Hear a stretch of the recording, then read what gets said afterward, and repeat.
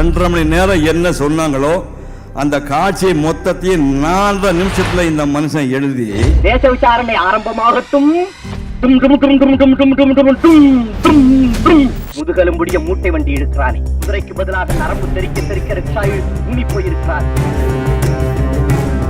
எப்படி எழுத வேண்டும் என்பதற்கு இலக்கணமாக கலைஞர் எழுதினார், அதை எப்படி பேச வேண்டும் என்பதற்கு இலக்கணமாக திகழ்ந்தார் நடிகர் திலகம்.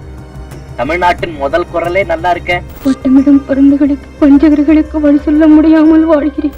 போர்க்களத்திலே ஒப்பாரி, போகக்களத்தில் புலம்பரி, கோடைகள் செயலடி கோமராஞ்சி. நாட்டை திட்டுவது உன் தங்கை நலத்திற்காக மட்டும் இருக்கக்கூடாது, அவதிப்படும் 1000 தங்கைகளுக்காக இருந்திருக்க வேண்டும். பராசக்தி எழுதினீர்களே, அந்த வசனத்தை பேசி நடித்தேனே, அந்த படம் வெளிவந்த பிறகு ஒரே இரவிலே வானத்திலே சென்றேனே. கோவிலிலே குழப்பம் விளைவித்தேன், கோவில் கூடாது என்பதற்காக, கோவில் கொடியவரின் கூடாரமாய் இருக்கக்கூடாது என்பதற்காக. பிச்சைக்காரனாக திருந்தாய் வெட்கமில்லை, திருடனாக மாறினாய் அப்போதும் வெட்கமில்லை, ஆனால் உன் ஏமாற்றத்தை வெளியில் சொல்ல வெட்கப்பட்டிருக்கிறாய். ஜாதி நானும் அதுதான்களே இல்லைன்னு சொல்றேன்.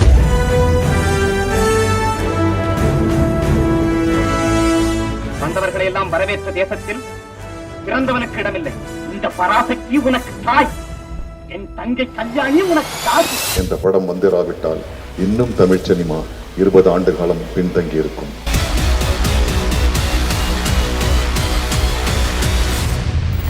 கலைஞரின் புரட்சி முரசம் பராசக்தி